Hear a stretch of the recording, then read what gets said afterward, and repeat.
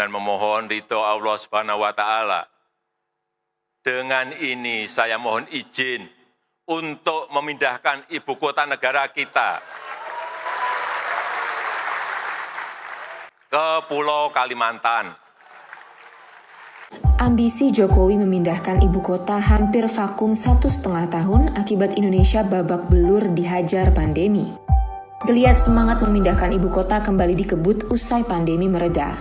Jokowi mengutarakan beberapa simpul alasan utama kenapa ibu kota dipindahkan, mulai dari bencana yang kerap menerpa Jakarta, pemerataan pembangunan, ketersediaan lahan, hingga dukungan penuh yang katanya dari masyarakat lokal di sana. Riset dan temuan di lapangan menemukan harapan ibu kota negara baru yang dijanjikan Presiden Jokowi tak semanis ucapannya.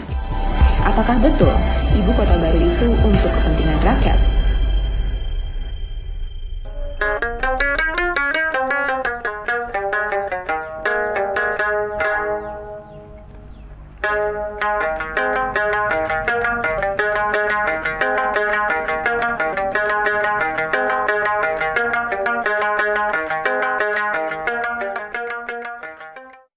Ada pertanyaan, kenapa di Kaltim?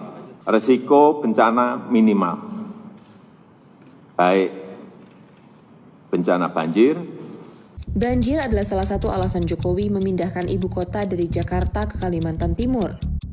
Ruang lingkup wilayah perencanaan ibu kota negara atau IKN terbagi jadi 3 wilayah.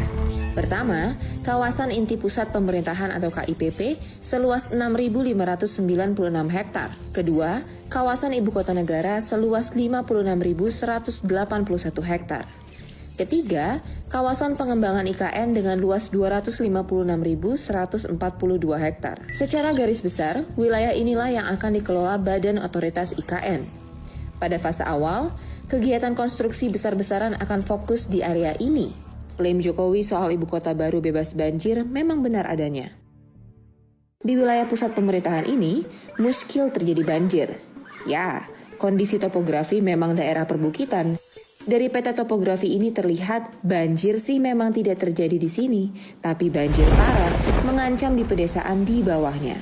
Dan itu sudah terjadi sekarang.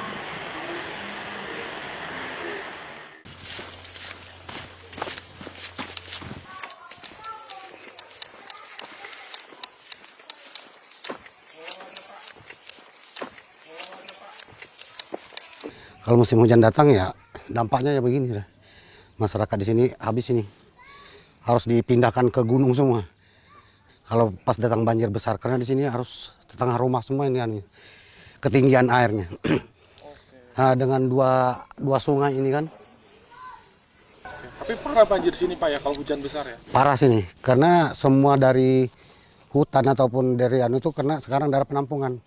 Jadi tidak ada istilahnya tuh peresapan air tuh tidak ada. Kalau nanti ada ibu kota baru di atas juga berpengaruh nggak sih Pak untuk warga penghuni banjir di sini Pak? Kurasa mungkin jelas terpengaruh lagi. Dan belum lagi sampah-sampahnya kan. Lebih nanti kalau ada IKN kita nggak ngerti itu. Siapa tahu lebih parah lagi kan. Inilah kondisi hulu tempat reservoir yang dimaksud Pak Atim. Area ini dikuasai PT ITCI Hutani Manunggal, bagian dari grup Royal Golden Eagle milik Taipan Sukanto Tanoto. Kondisi keanekaragaman hayati telah berganti jadi tanaman homogen ditanami akasia dan eukaliptus. Pohon ini dipakai sebagai bahan baku kertas. Karakteristik pohon ini akan siklus panen 5-6 tahun sekali. Ketika panen terjadi, bukit langsung gersang dan gundul. Wajar ketika terjadi hujan, air langsung meluncur ke bawah. Area perbukitan tandus ini kelak jadi pusat pemerintahan Indonesia.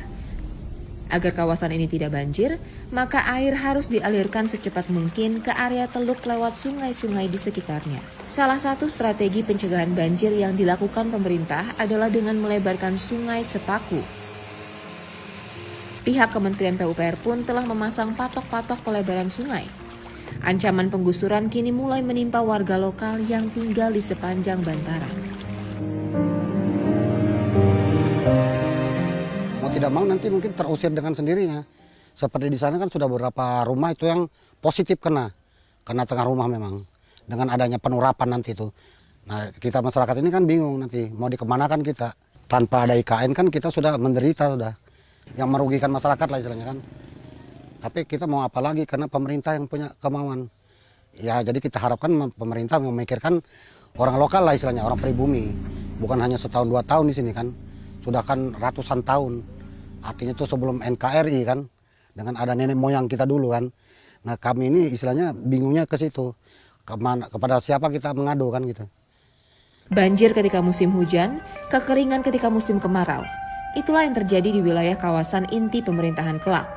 Di Desa Pemaluan, yang jaraknya 9 km dari Istana Presiden, pasokan air bersih mutlak hanya mengandalkan air hujan. Saat musim kemarau, warga harus membeli air dengan harga relatif mahal. Ya kalau air di sini kalau lagi hujan sebulan nggak ada sudah beli air kita. Sesusah kayak gimana sih Bu untuk dapat air di sini Bu? Ya air bersih itu susah di sini. Kita harus beli dari luar. Dari luar. Kalau gali sumur pun nggak ada? Nggak dapat. Berapa kali pengeboran nggak dapat airnya. Pengeluaran air berarti berapa Ibu biasanya Bu? Setandon begini 60.000. Paling lama 2 hari kita pakai. Berarti sebulan untuk air habis berapa pengeluaran? Sampai 600-an, 800-an sebulan untuk air aja itu. Itu air untuk konsumsi diminum atau di mandi? Itu untuk mandi, nyuci aja. Ya kalau untuk air bersih beda lagi harganya. Harganya beda lagi? Iya beda lagi. Berapa itu? Dia sekitar 80-90-an. Kemana Bu misalkan kalau beli air? Kalau beli airnya di bagian wilayah bawah. Berapa kilo dari sini beli air? Sekitar 8 kilo sampai 9 kilo. Itu apa? Bawanya pakai apa? Pakai ini. Harus pakai mobil? Iya pakai mobil. Kalau yang nggak punya mobil berarti gimana? Beli sama yang punya mobil. Bayar lagi itu? Iya bayar. Bayar lagi. Kita bayar. Riset BPPT pada 2020 menyebut ada masalah terkait ketersediaan air baku di Ibu Kota Baru Kelak. Seperti yang dikatakan Ibu Ami, krisis air baku tak hilang seketika hanya dengan mengebor tanah saja. IKN terletak pada perbukitan lipatan yang tersusun oleh batuan pasir, lempung, dan batu bara. Lazim seperti daerah kaya batu bara, karakteristik tanahnya jelek dalam menyerap air. Terlihat dari peta hidrologi BPPT ini, potensi air tanah di wilayah IKN sangat rendah. Itulah mengapa ketika wacana IKN muncul, pemerintah ngebut membangun 3 bendungan sekaligus untuk mengakali masalah kekurangan air ini. 3 bendungan rencana dibangun adalah Bendungan Sepaku Semoy, Bendungan Selamayu, dan Bendungan Batu Lekek. 2 nama terakhir urung dibangun karena keterbatasan dana. Mutlak ketersediaan air baku menggantungkan pada Bendungan Sepaku Semoy. Masalahnya, ketersediaan air baku maksimal di Sepaku Semoy hanya 1.100 liter per detik. Angka ini nggak akan cukup mengikuti pengembangan IKN yang semakin meluas. Dalam kondisi inilah, swasta mengambil peran mengeruk untung. PT Arsari Tirta Pradana, perusahaan milik Hashim Joyo Hadikusumo yang juga adik Menteri Pertahanan Prabowo Subianto, jadi pemain penting memasok air minum IKN. Mereka akan membangun bendungan di dalam area konsesi HGU milik PT ITCI Kartika Utama. Perusahaan kayu ini juga dimiliki Hashim. Secara fisik kontur alam tak sulit membangun bendungan di area ini. Sebab topografi wilayahnya yang sudah berupa embung bisa terlihat dari citra satelit ini. Kapasitas air baku dipasok dari bendungan milik adik Prabowo ini berkisar 4.000 liter per detik atau lebih besar ketimbang air baku yang dipasok pemerintah. Tak hanya benefit dari bendungan, keluarga Prabowo juga akan dapat keuntungan dari sektor pelabuhan. Dalam dokumen presentasi rencana tata ruang IKN yang disusun Bappenas, terungkap proses konstruksi di fase awal akan bergantung pada 2 pelabuhan milik swasta di Teluk Balikpapan. Pelabuhan ITCI Kartika Utama ini sudah lama tak dipakai karena aktivitas logging kayu yang sudah habis. Nantinya, pelabuhan terbengkalai ini akan sibuk dengan hilir mudik kapal-kapal besar membawa muatan konstruksi IKN. Begitupun juga dengan pelabuhan ITCI Hutani Manunggal milik Sukanto Tanoto. Pelabuhan ini jadi akses utama mengangkut kayu bahan baku dari Sepaku menuju pengolahan kertas April Group di Riau.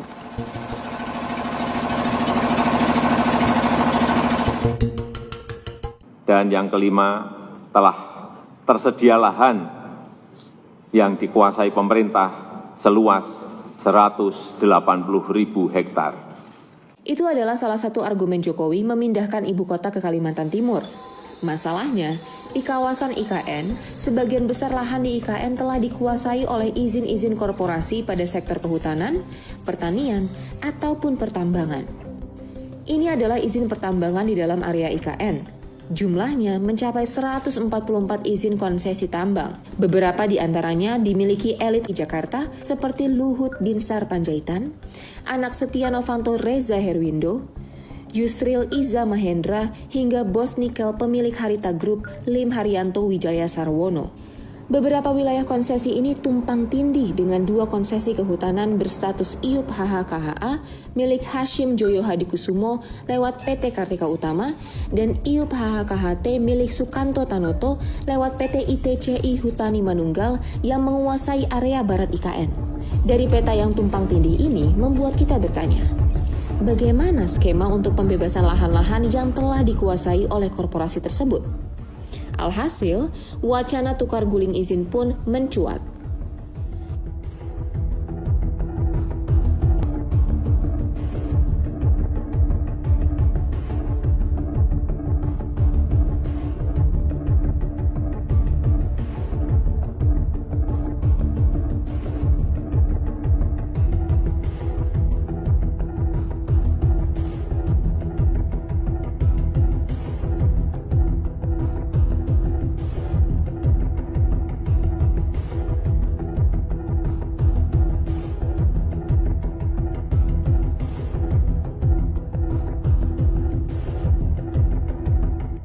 Soalnya yang menyoroti itu Pak, menyoroti kelompok-kelompok grup-grup konglomerat yang akan mendapat rezeki nomplok. Oh tidak, dengan ini. Tidak ada penggantian kepada pengusaha pemilik kegiatan bisnis HTI di situ.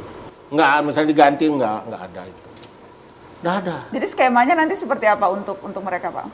Ya nggak apa-apa, mereka kan namanya hak guna usaha kan itu kan ada batas waktunya, berakhir juga nantinya, kan tidak diperpanjang. Dan itu sudah tidak masalah, sudah selesai semua. Jadi kira-kira yang punya izin ini nanti rela aja ya Pak? Karena itu punya negara langsung. Tidak ada masalah, nah. Nggak ada kompensasi, nggak ada Pokoknya ganti jangan rugi. dipanah-panasi mereka. Nggak ada kompensasi. Kalau kamu panah-panasi nanti. Kalau mikir pengusaha nih Pak, udah invest, udah ini, tiba-tiba ada proyek besar, terus mereka disuruh Nggak dikira pengusaha Indonesia itu tidak memiliki sebuah proud. Proud, kebangga itu. kebanggaan. Mereka punya kebanggaan juga. Tapi cuan harus jelas kalau pengusaha Pak. Memang cuan juga iya. Kalau kebanggaan itu kan bukan hanya cuan, punya peran saya. Jadi menurut Pak Isran mereka akan rela aja gitu? Rela pasti, kan selama ini kan nggak ada yang ngeluh kok. Soal bagi-bagi keuntungan konsesi juga terjadi di wilayah timur. Saat disusun pada 2019 lalu, luas IKN mencapai 180.965 hektar. Pada 2020, area IKN diperluas menjadi 256.142 hektar. Perluasan ini membuat area tambang batubara milik PT Kutai Energi ini dan perkebunan sawit PT Kaltim Utama 1 di wilayah utara Kecamatan Muara Jawa ini akhirnya masuk dalam area IKN. Dua perusahaan ini adalah anak perusahaan Toba Sejahtera Group yang berafiliasi dengan Luhut Binsar Panjaitan. Dalam penataan kota, pemerintah membuat klasterisasi pusat kegiatan berdasarkan 10 wilayah. Mulai dari pusat pemerintahan, pusat pendidikan, pusat ekonomi, pusat inovasi dan riset, pusat hiburan, 2 pusat sentra pertanian, serta pusat logistik dan argo industri. Dan terakhir, yakni Muara Jawa yang akan dijadikan pusat pengembangan teknologi energi terbarukan. Dalam dokumen Bappenas, awalnya pusat teknologi EBT ini akan digabung di pusat jasa komersial, sebab di sana juga terdapat pusat pengembangan digital industri 4.0. Itu artinya segala hal yang berkaitan dengan energi terbarukan, baik itu riset pengembangan atau pabrik industri, akan berlokasi di Muara Jawa. Dan disinilah pusat industri mobil listrik itu akan berkembang.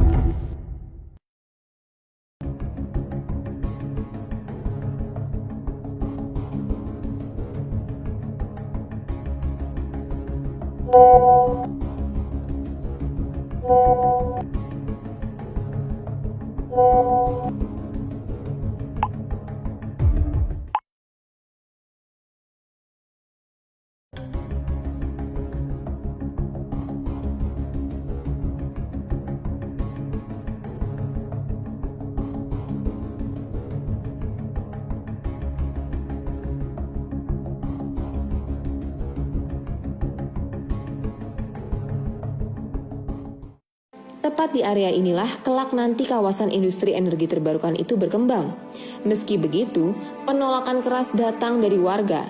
Mereka khawatir dan menolak keras wacana pembangunan kawasan industri di area ini.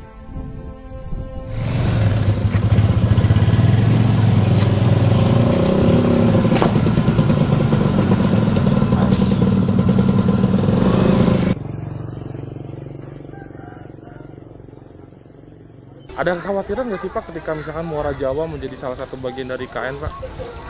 Jelas, kalau wawancara di warung kopi itu dari mulut ke mulut, jelas kami merasa khawatir. Ketidakmampuan SDM kami yang lemah dan lebih rendah daripada di pulau lain, itu yang mengakibatkan kami itu tidak percaya diri. Kami mungkin enaknya 20 tahun aja, kemudian anak cucu kami nanti sudah kalah persaingan. Kekhawatiran ditimbulkan IKN tak hanya dirasakan warga di darat. Masyarakat pesisir di Teluk Balikpapan juga merasa ketar-ketir. Teluk Balikpapan akan jadi jalur akses masuk konstruksi dan distribusi barang menuju IKN. Ekosistem flora dan fauna kian terancam dengan aktivitas manusia yang semakin masif.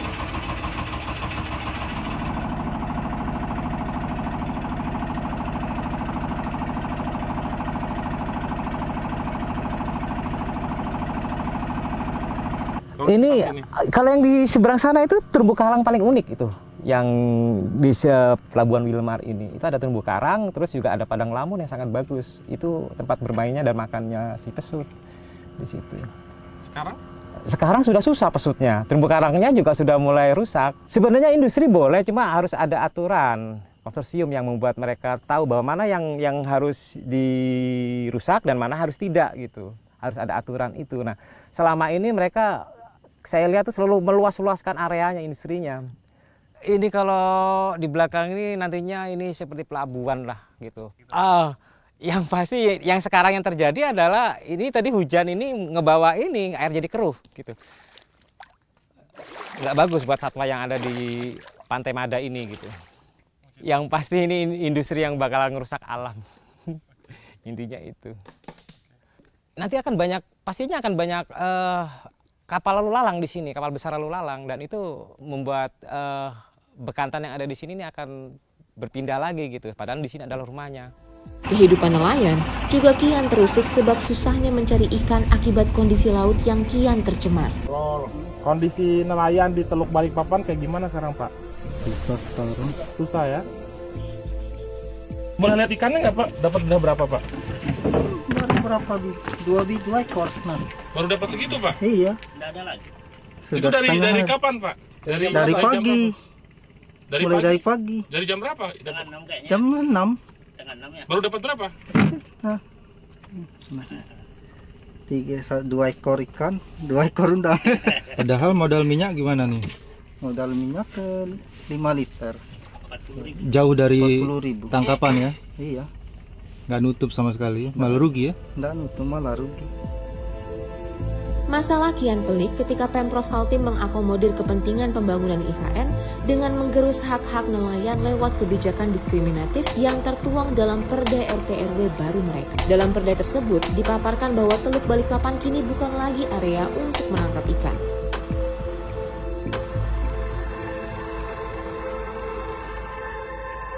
Yang baru disahkan oleh Mendagri dan kemarin telah diputuskan oleh Pansus DPRD Provinsi Kaltim, itu salah satu keputusannya adalah wilayah Teluk Balikpapan itu tidak menjadi wilayah tangkapan nelayan tradisional dan masyarakat pesisir.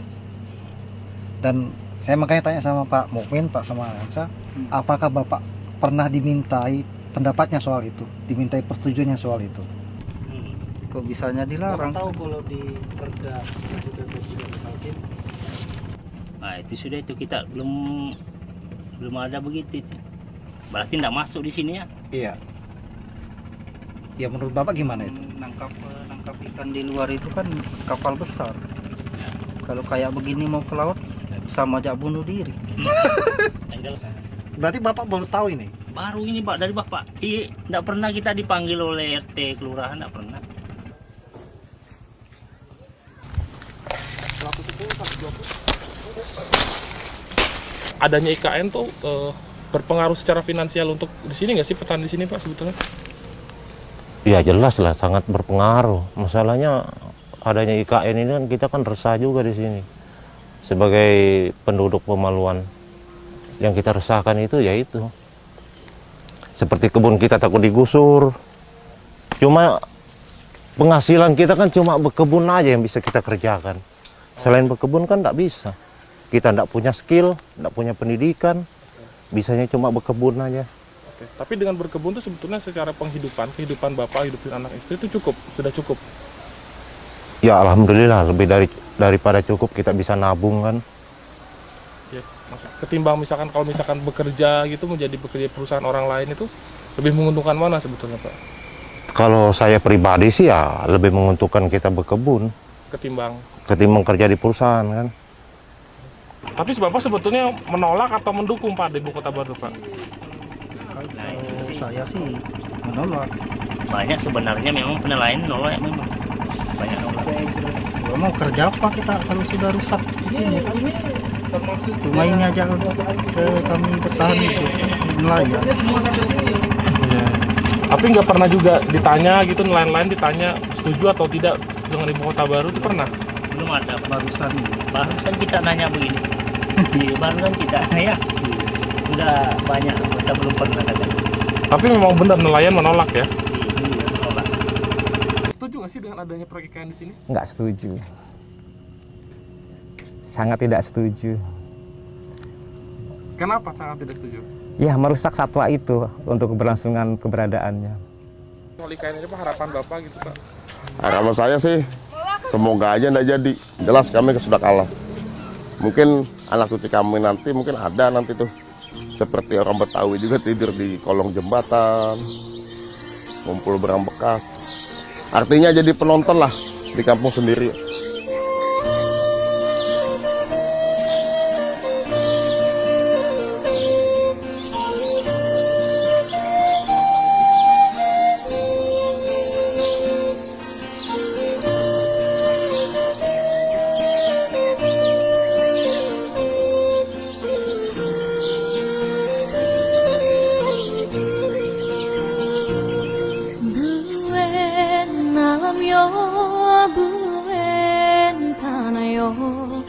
Buen bakayo lua,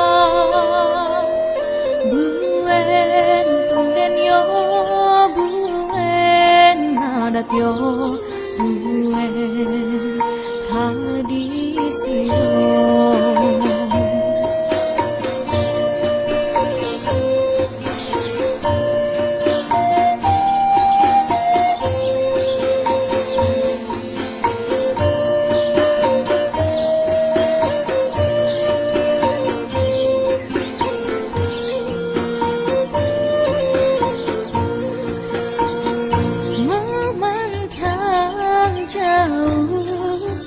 Jauh